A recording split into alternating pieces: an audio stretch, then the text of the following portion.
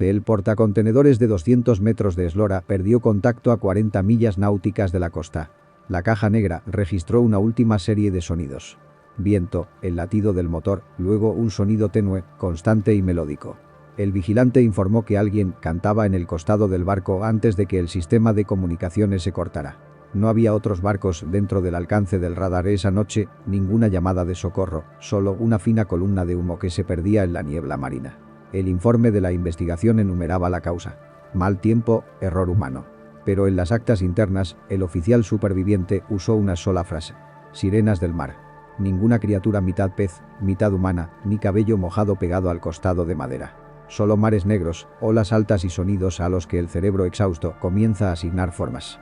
Cada siglo ha dado al fenómeno un nuevo nombre, desde la llamada de las profundidades en los antiguos diarios de navegación hasta los llamativos eslóganes turísticos en los folletos de las compañías navieras. El significado sigue siendo el mismo. En ciertas coordenadas, una sola melodía vaga basta para desviar todo el barco de su rumbo y luego desaparecer. En los registros de accidentes no hay ninguna anotación llamada canción. Solo la falta de sueño, el aislamiento, la presión atmosférica, la temperatura de la superficie del agua y las corrientes frías que cruzan la ruta de navegación. En esa intersección, los sonidos de las olas, del casco y de la radio se mezclan en lo que el oído humano interpreta como una voz femenina llamando. El resto queda a la imaginación de los marineros.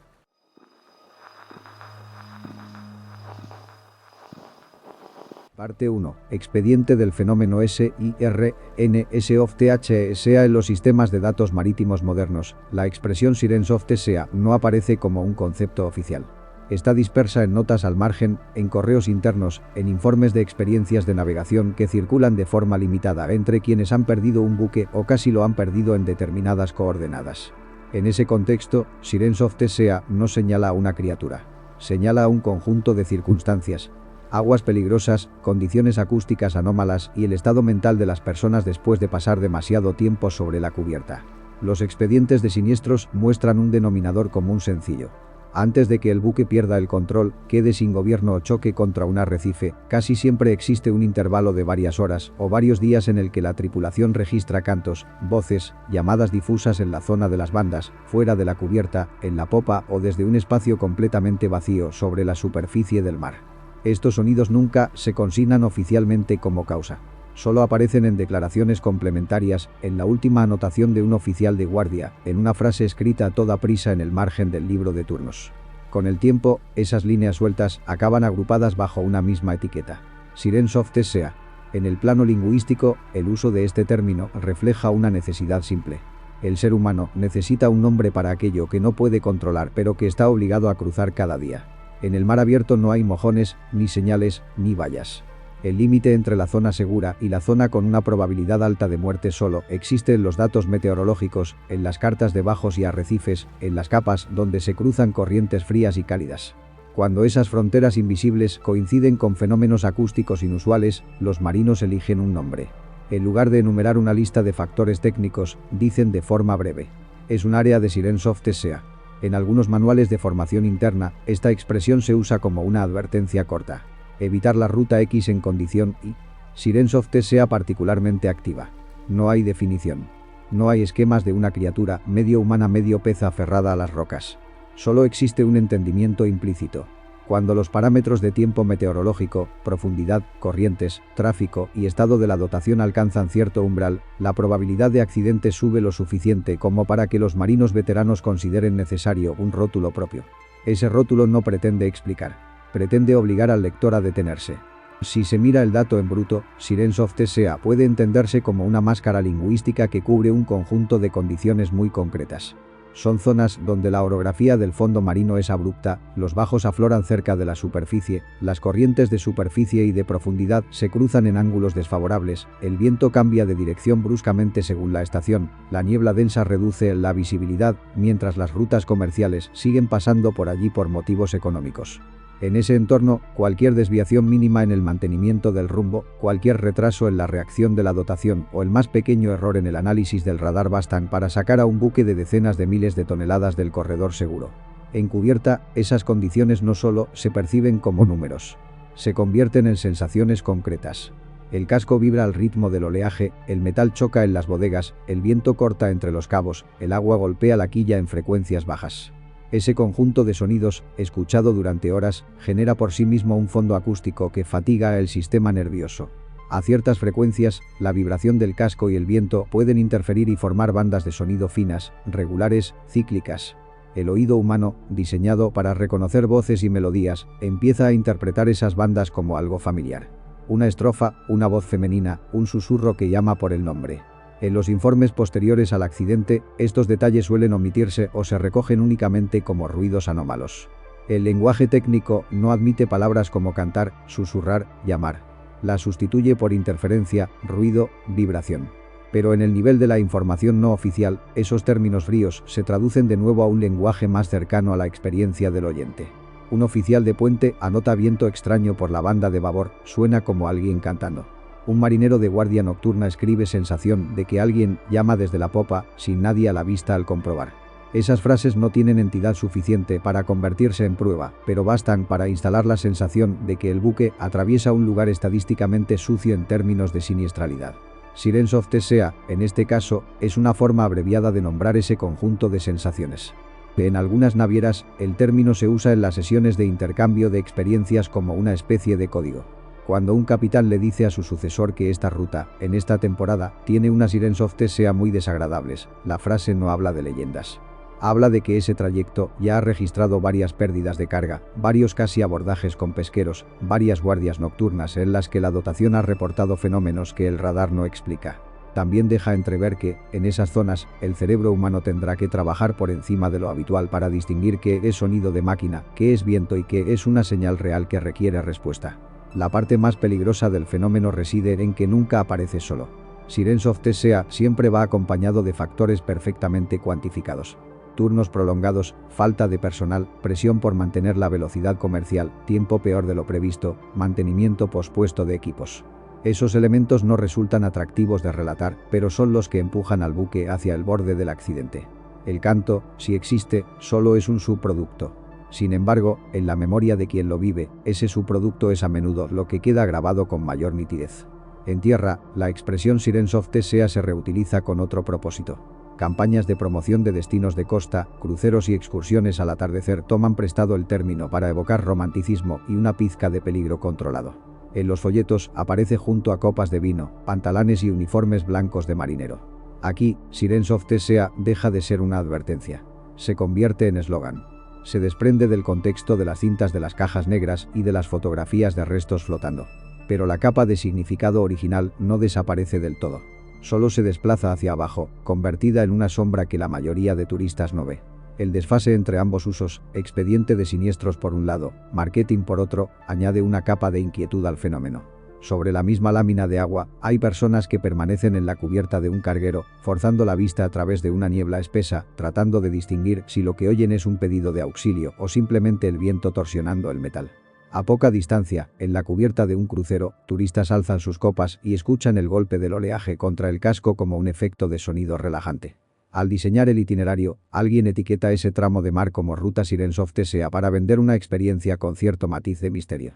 Al redactar el informe de siniestro, alguien solo consigna coordenadas, velocidad del viento, altura de ola y lista de objetos hallados a la deriva. En el plano de los datos, es posible trazar un mapa de las zonas conocidas como Sirens of Tesea superponiendo varias capas de información.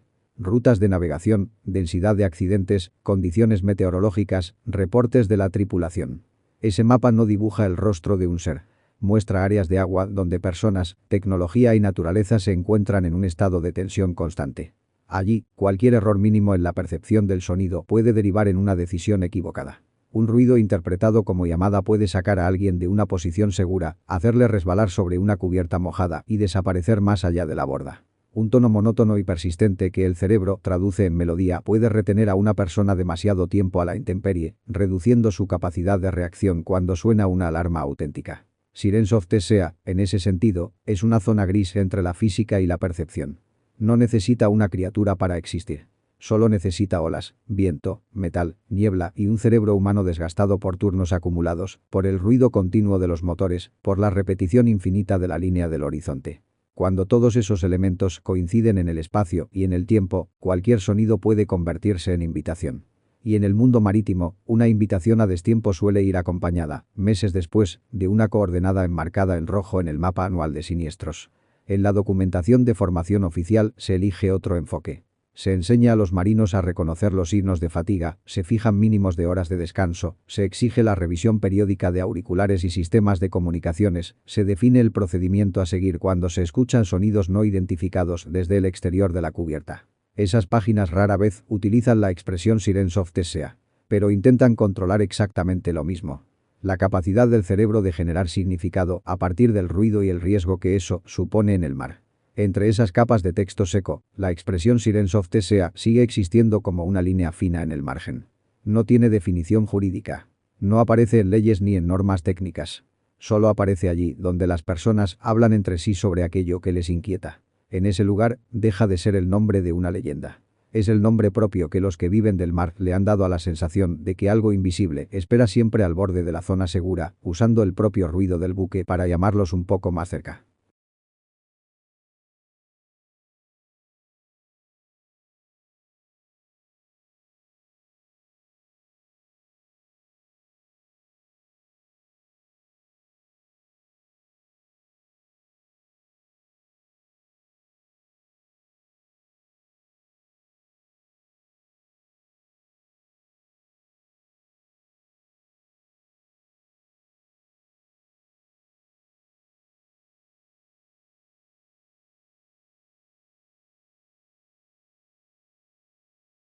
Parte 2. El mar, el sonido y el cerebro agotado vista desde tierra, la superficie del mar parece una lámina continua de ruido blanco. A bordo, ese ruido no es uniforme. Está compuesto por capas. El casco vibra con cada ola, las hélices generan cavitación, el viento se cuela por cualquier hueco, las planchas de acero se dilatan y contraen, las cargas se mueven milímetros dentro de las bodegas. Cada elemento aporta una frecuencia distinta. Para los instrumentos, todo eso son datos. Para el cerebro humano, es un entorno acústico que rara vez se detiene y casi nunca ofrece silencio real. En un carguero promedio, el nivel de sonido en el interior del casco supera con facilidad los 60 o 70 decibelios durante la navegación normal. En determinadas zonas de máquinas, la cifra sube bastante más. De día, el ruido se integra en la actividad. Órdenes, pasos, golpes de herramientas. De noche, cuando la tripulación se reduce y el resto duerme, el mismo ruido adquiere otro peso. La guardia de puente escucha cómo el viento cambia de tono cuando el buque se inclina, cómo los cabos tensos gimen al rozar las vitas, cómo una pieza mal fijada emite un golpeteo rítmico en el mismo punto de la cubierta. Lo que para un micrófono es una señal monótona, para un oído cansado se convierte en una secuencia. El oído humano no está diseñado para vivir inmerso en ese tipo de paisaje sonoro durante semanas. Evolucionó para identificar fuentes concretas que aparecen y desaparecen sobre un fondo relativamente silencioso. En tierra, cuando una rama cruje en el bosque, el cerebro localiza el sonido y lo asocia con una causa probable. En el mar, el fondo nunca desaparece. El ruido de baja frecuencia del casco y del oleaje está siempre presente. Sobre él se superponen sonidos más agudos, intermitentes, que no siempre se pueden relacionar con una imagen visible. La distancia entre lo que se oye y lo que se ve se alarga. En ese margen es donde aparecen los primeros errores de interpretación. El cerebro no tolera bien la ausencia de patrones. Si recibe una señal incompleta, la completa con modelos ya conocidos. Cuando varias frecuencias se combinan en una banda estrecha y repetitiva, el sistema auditivo las aproxima a aquello que mejor sabe reconocer: la voz humana. El resultado no es una alucinación súbita y espectacular, sino algo mucho más discreto. Un oficial cree oír a alguien pronunciando su nombre y se gira. Un marinero percibe, durante 1 o 2 segundos, lo que parece una frase cantada que se pierde en el viento. No vuelve a repetirse, pero deja una marca. El factor acústico no actúa solo. Se superpone a una serie de condiciones fisiológicas que debilitan los filtros del cerebro. La vida a bordo implica turnos prolongados, ciclos de sueño fragmentados, cambios constantes de uso horario y exposición continua a vibraciones. La fatiga no es un evento puntual, sino una acumulación lenta. Una noche con mala mar basta para reducir varias horas el descanso de la tripulación. La siguiente guardia se realiza con reflejos más lentos, menor capacidad de concentración y un aumento notable de la sugestibilidad. El cerebro agotado acepta más fácilmente que un ruido ambiguo sea algo conocido, aunque la evidencia sea mínima. La soledad operacional de la guardia también pesa. En la cubierta de un buque moderno, muchos procesos están automatizados. El oficial de puente puede pasar horas frente a pantallas, supervisando rutas y alarmas, con el resto de la tripulación fuera de su campo de visión. El horizonte es un círculo uniforme de oscuridad o niebla. En ese entorno, cualquier variación sonora adquiere un protagonismo desproporcionado. Un golpe aislado en la banda, un cambio de tono en el viento contra las antenas, un eco tardío en el canal de radio se registran con más intensidad de la que tendrían en un entorno urbano, donde cada segundo compite con otros estímulos. El sistema auditivo, sometido a este régimen, entra en una especie de modo económico. Comienza a rellenar huecos y a optimizar recursos. Si varios ruidos coinciden en un patrón rítmico, el cerebro los agrupa y les asigna un significado. A veces el significado es puramente técnico. Vibración anómala en la zona de máquinas. Otras veces, el patrón se aproxima demasiado al rango de la voz humana. El oído no distingue con precisión todos los armónicos en condiciones de fatiga. Reconoce una cadencia, un timbre que cae dentro del espectro habitual de una voz femenina o infantil y completa el resto. Los informes médicos que han analizado episodios de este tipo en entornos aislados coinciden en señalar un punto. El paso de la percepción errónea a la alucinación plena suele ser gradual. Primero hay dudas sobre lo escuchado. Después, ante la imposibilidad de encontrar una fuente clara, aparece la hipótesis. En tierra, esa hipótesis rara vez toma forma de alguien cantando en medio del vacío. En el mar, donde el imaginario colectivo lleva siglos alimentando figuras asociadas al océano, las etiquetas disponibles son otras. La tripulación no necesita creer literalmente en criaturas para usar términos como canto, llamada, sirena. Basta con que esas palabras describan mejor la textura del oído que cualquier expresión técnica. A esta mezcla de ruido continuo, fatiga y ausencia de puntos de referencia visuales se añade un último componente. La presión operativa. El buque no se detiene porque la tripulación esté cansada. Las fechas de llegada están fijadas, las penalizaciones por retraso son claras, el coste del combustible obliga a mantener velocidades determinadas. Bajo esa presión, admitir errores de percepción no es sencillo. Nadie quiere ser el oficial que interrumpe al capitán a las 3 de la madrugada para informar de una voz o un canto encubierta. El resultado es que muchos de estos episodios solo quedan registrados en los márgenes. Una nota escueta, un comentario durante la comida, una frase añadida al final de una declaración. Con el tiempo, la suma de todas esas notas crea una narrativa subterránea. No se habla de maldiciones ni de dioses. Se habla de zonas donde los sonidos parecen organizarse solos en algo parecido a una melodía, de temporadas en las que las Sirens of Thesea están peor que nunca, de guardias nocturnas en las que varios marinos, sin haberse puesto de acuerdo, reconocen haber oído lo mismo. No existe un parte oficial que recoja estas coincidencias.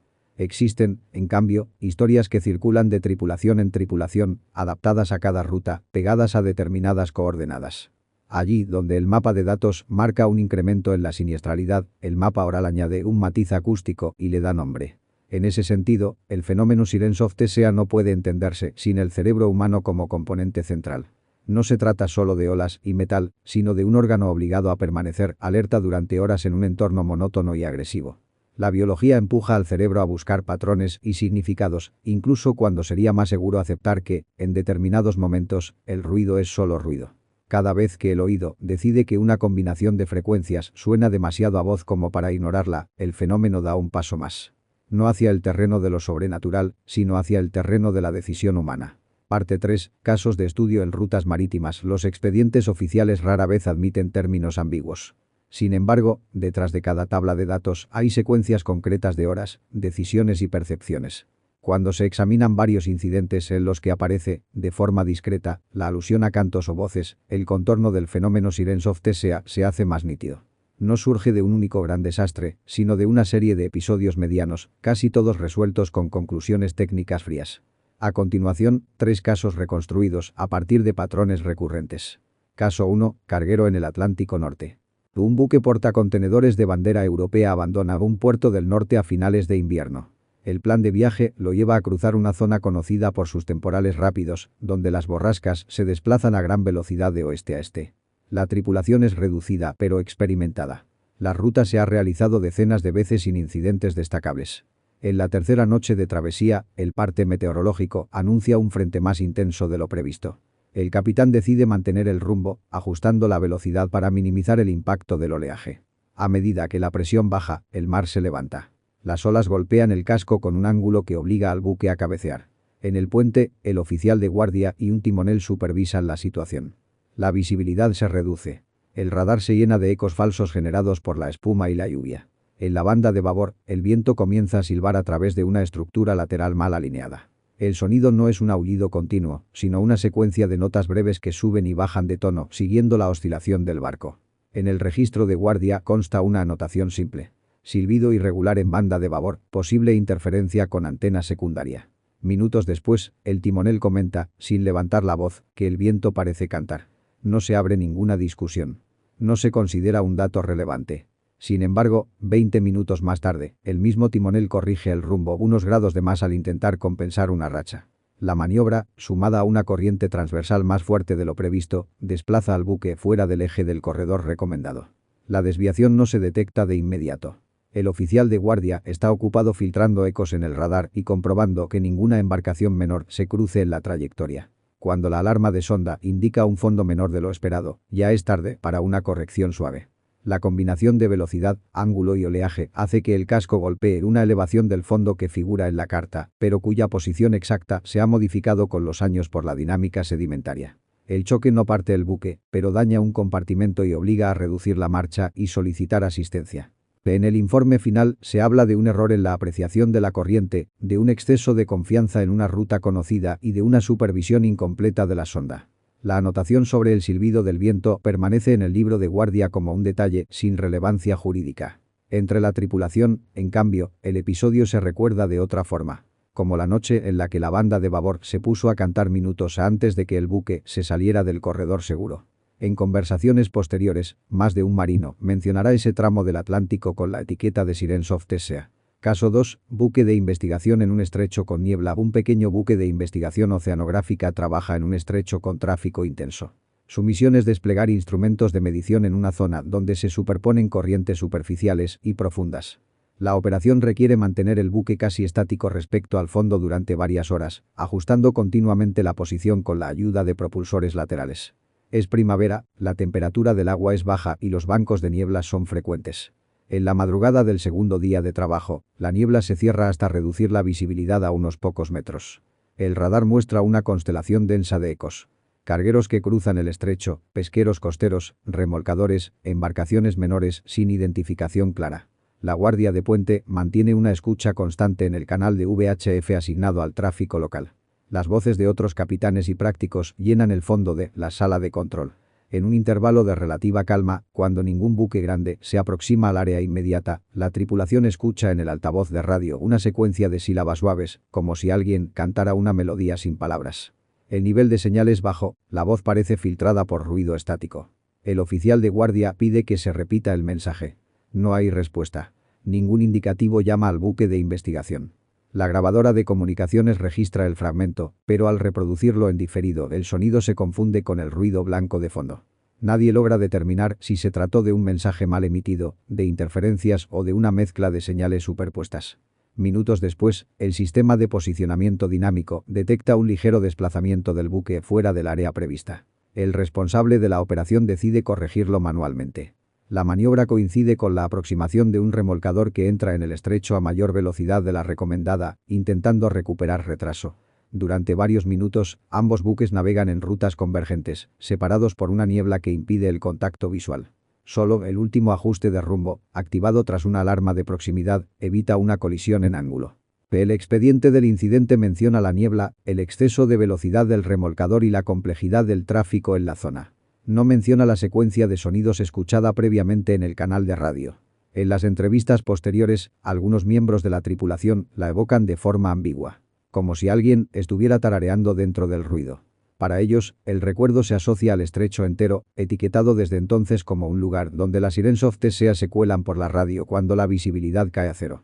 No hay criatura. Hay un episodio acústico cuya interpretación exacta nunca se aclaró. Caso 3. Pesquero de altura en una plataforma continental. Una flota de pequeños pesqueros opera cerca del borde de una plataforma continental. El fondo marino cae bruscamente a pocos kilómetros de la costa.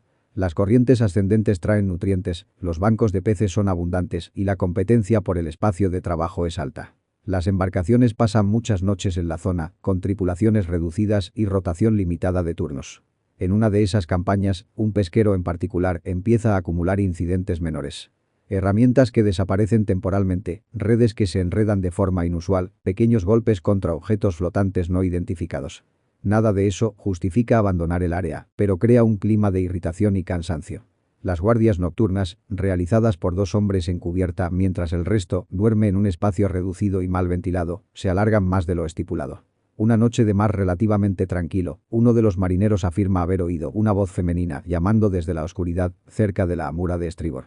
Asegura que no se trata del eco de otra embarcación ni de la radio. Describe una frase corta, en su propio idioma, pronunciada con claridad. Su compañero no ha escuchado nada. Ambos realizan una comprobación visual con los focos sin encontrar señales de vida en el agua. Deciden no despertar al patrón, pero el episodio queda anotado de forma informal. 2 noches después, en condiciones similares, otro miembro de la tripulación, en un turno diferente, se asoma a la borda tras oír lo que interpreta como su nombre susurrado entre el sonido del oleaje. El movimiento brusco lo hace resbalar en una zona húmeda de la cubierta. El golpe contra la borda es fuerte, pero no definitivo. Consigue agarrarse a un cabo y evitar la caída. El incidente se salda con contusiones y una discusión sobre el uso de calzado adecuado. De nuevo, la voz mencionada solo aparece en los comentarios, no en el parte de accidentes. La tercera noche marca el punto de inflexión. El pesquero trabaja al límite de su capacidad, con la tripulación exhausta y el motor principal mostrando signos de desgaste. En mitad de una maniobra de virado de redes, una ola más alta de lo previsto rompe contra la banda, desplazando el centro de gravedad del barco durante unos segundos críticos.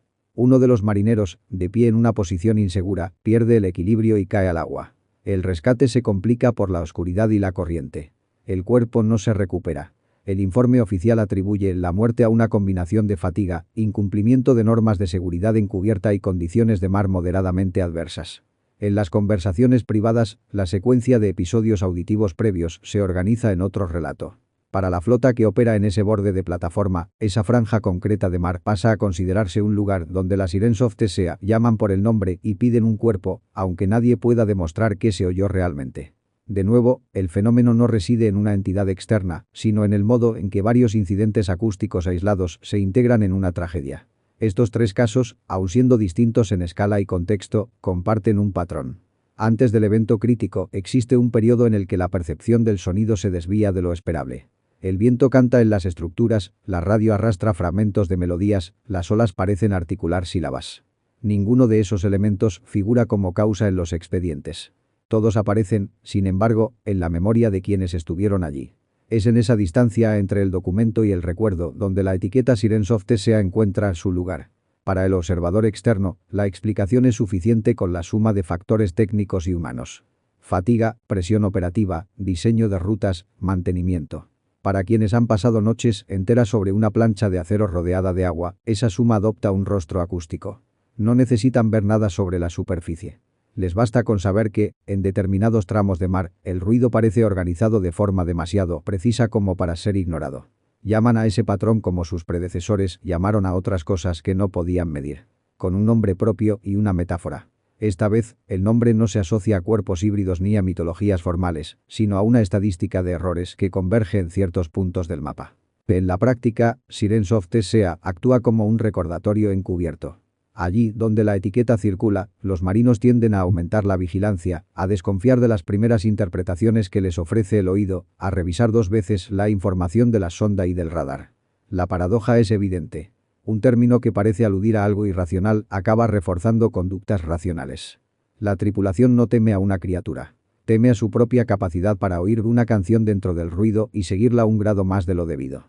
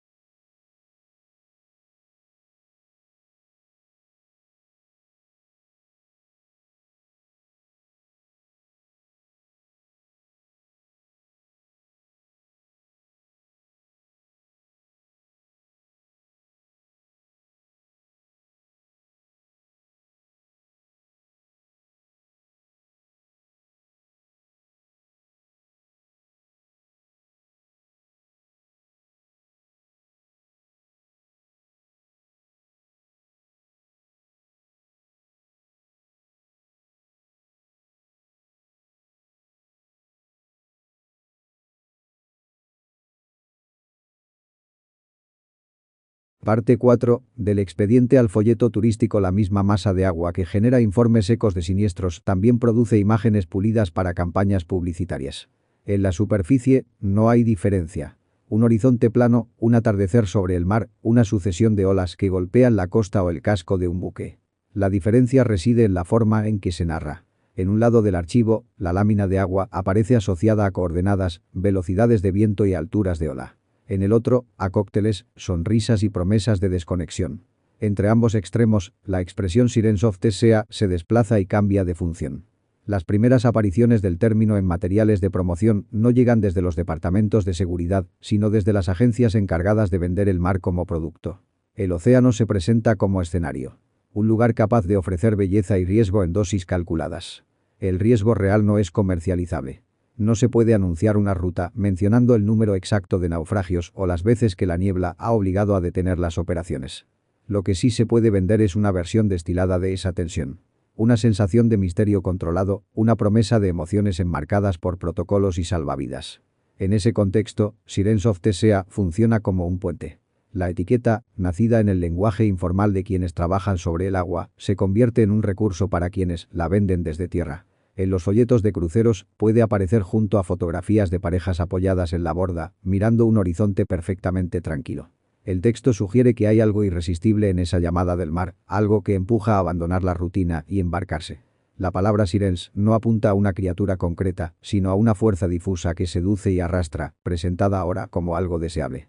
El desplazamiento semántico es evidente. Donde un oficial veterano habla de Sirens of TSEA para referirse a una combinación de fatiga, ruido y estadísticas de siniestros, el responsable de marketing utiliza la misma expresión para adornar un paquete premium. La frase pasa de significar preste atención, aquí los márgenes de error se estrechan a déjese llevar, nosotros controlamos los márgenes por usted. La tensión se mantiene, pero se invierte el sentido del mensaje. Esta inversión no implica necesariamente mala fe. Responde a lógicas distintas. El departamento de seguridad opera sobre el supuesto de que todo puede fallar. El de marketing parte de la premisa opuesta. Cualquier mención de fallo debe diluirse. En ese choque de perspectivas, el mar es el mismo, pero el relato cambia. De día, los barcos de turismo comparten corredores con los cargueros y los pesqueros.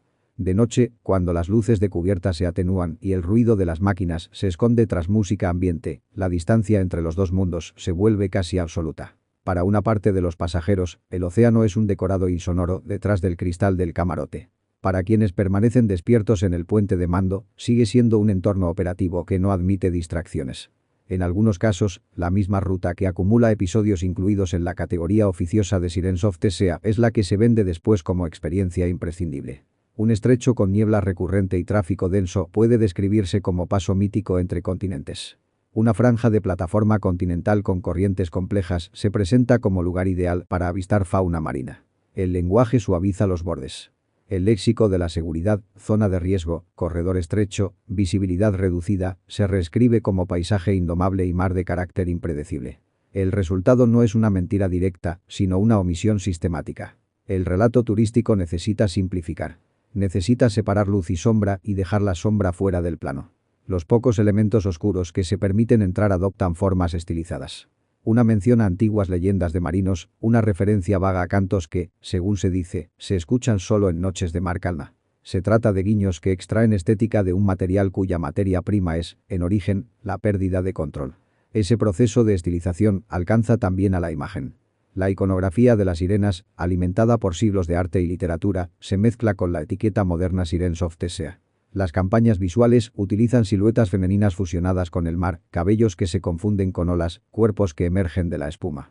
Lo que en el expediente técnico era ruido de baja frecuencia y fatiga sensorial se traduce en curvas y brillos.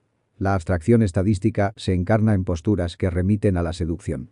Nada en esas imágenes recuerda la estructura de un puente de mando a las 3 de la madrugada o la textura del acero mojado en una cubierta de trabajo. Mientras tanto, en el ámbito de la literatura y del cine, la expresión Sirens of TSEA se inserta en narrativas más amplias. Novelas y guiones de ficción adoptan el término para titular capítulos, describir secuencias o resumir atmósferas. En algunos casos se respeta la ambigüedad original.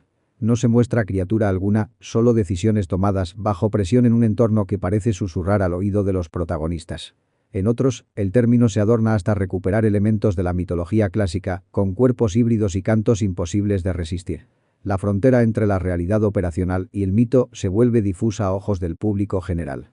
El efecto acumulativo de todos estos usos es la creación de una imagen doble. Para quienes no han trabajado nunca en el mar, Sirens of Tesea se presenta sobre todo como una fórmula poética, un envoltorio atractivo para historias de amor, de aventura o de terror fantástico. Para quienes han pasado años sobre cascos de acero, la misma expresión sigue anclada a coordenadas, fechas y nombres. El contraste es inevitable cuando ambos grupos comparten relatos. Un pasajero de crucero puede hablar, entusiasmado, de la magia de una noche encubierta, con el viento golpeando las barandillas y una música suave de fondo. Un marinero, escuchando la misma descripción, puede reconocer en ella el escenario exacto en el que la percepción del sonido empieza a jugar malas pasadas. En este punto, el fenómeno deja de ser puramente acústico o estadístico para convertirse también en un síntoma de la distancia entre la experiencia directa y el consumo de la misma experiencia convertida en producto. Sirens of Tesea marca esa distancia.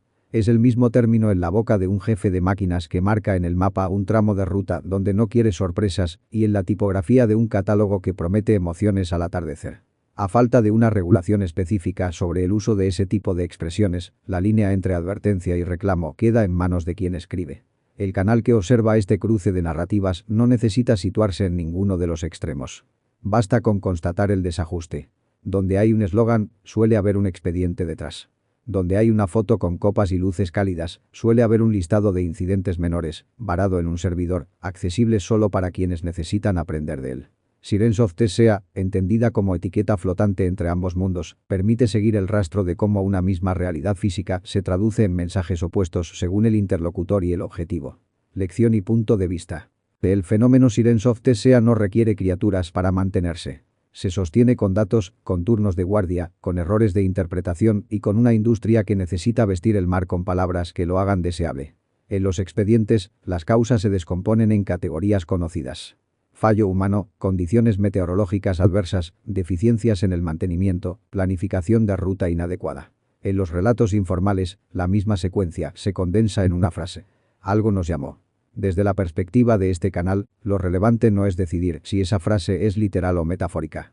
Lo relevante es lo que oculta. Cada vez que una tripulación recurre a la idea de una llamada irresistible, desplaza el foco unos grados.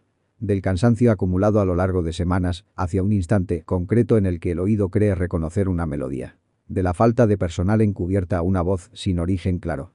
De los recortes en mantenimiento a un susurro que aparece donde solo debería haber viento. La elección de palabras no es inocente.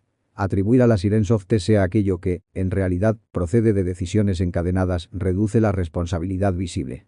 Si el mar llama y alguien responde, la tragedia se presenta como intercambio desigual entre una fuerza inhumana y un individuo que solo podía elegir cómo sucumbir.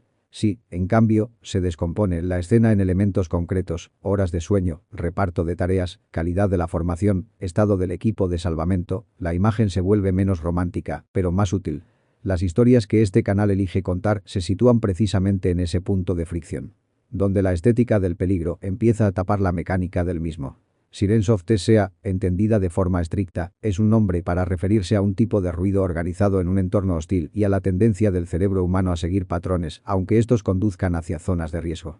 Lo que mata no es el canto, sino el paso físico que da alguien sobre una cubierta mojada, el giro de timón que corrige demasiado, la atención que se desvía unos segundos de la pantalla del radar para buscar con la vista algo que solamente el oído afirma haber percibido. El mar, como escenario, facilita la metáfora. No hay referencias fijas. No hay esquinas, ni paredes, ni calles que repetir. Solo agua hasta el horizonte y un buque que es a la vez refugio y amenaza. El interior de ese casco concentra todo lo que una persona tiene a su alcance durante semanas.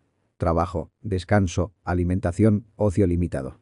En esa cápsula de metal, cualquier anomalía acústica pesa más.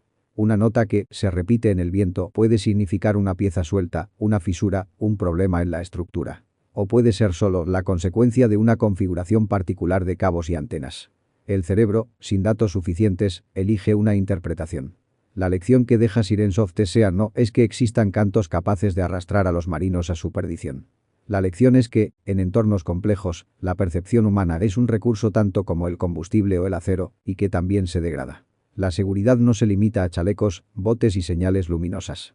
Incluye protocolos para gestionar la fatiga, herramientas para identificar cuando la mente empieza a ver patrones donde solo hay ruido, mecanismos para que un marinero pueda decir he oído algo sin que eso se convierta en motivo de burla o sea interpretado como debilidad. En tierra, el término Sirens of Tesea seguirá circulando como reclamo y como adorno literario. Habrá libros, canciones y campañas que lo utilicen sin referencia alguna a los expedientes que lo contienen en origen. Eso no lo vuelve falso, pero sí incompleto. El canal no pretende corregir ese uso, solo ponerlo en perspectiva.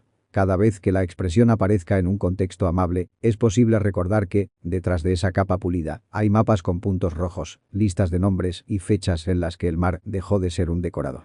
Desde este punto de vista, la forma más honesta de tratar el fenómeno es mantenerlo anclado a lo verificable. Sirens of Tesea no es una excusa para atribuir al océano una intencionalidad que no posee. Es un síntoma. Indica dónde confluyen condiciones técnicas, biológicas y culturales que aumentan la probabilidad de error. La cultura marítima, al ponerle nombre, hizo lo mismo que ha hecho siempre frente a lo que no controla del todo. Encapsularlo en un término manejable. Ese término puede servir para recordar que hay zonas del mapa donde conviene reducir la velocidad, doblar la vigilancia y admitir que el oído, en determinados turnos, puede ser menos fiable de lo que parece. La posición de este canal ante historias como esta es clara. No se trata de desmantelar leyendas ni de burlarse de quienes, de madrugada, creen oír una voz donde los instrumentos solo registran viento. Se trata de no detenerse ahí. De seguir arrancando capas hasta que lo que queda sea una secuencia de decisiones y condiciones que se pueda comprender, narrar y, en la medida de lo posible, modificar. La incomodidad que produce ese ejercicio forma parte del resultado. Es más fácil imaginar cantos que llegan desde una oscuridad sin rostro que revisar hojas de cálculo sobre horas de descanso o presupuestos de mantenimiento. Al final, Sirens of Tesea deja una pregunta práctica, más que metafísica.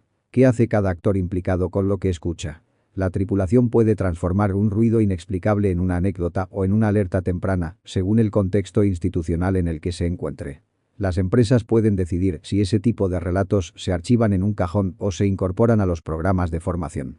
Los fabricantes de equipos pueden tomar nota de cómo ciertos diseños generan más interferencias acústicas que otros.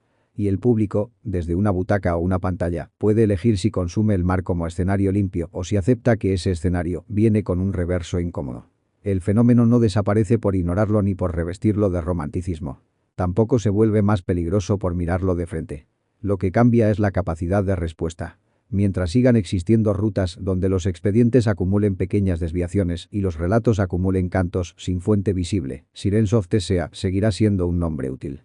No para explicar lo inexplicable, sino para señalar que, entre el ruido del océano y la mente que lo interpreta, siempre habrá un espacio en el que la atención, o su ausencia, decide el desenlace. Ese espacio, silencioso en los informes y ruidoso en la memoria de quienes lo han atravesado, es el lugar al que este canal regresa cada vez que cuenta una historia. Ahí, lejos de cualquier criatura híbrida pero muy cerca de los límites humanos, el mar no canta para atraer a nadie. Solo hace lo que ha hecho siempre. Son los que lo cruzan quienes,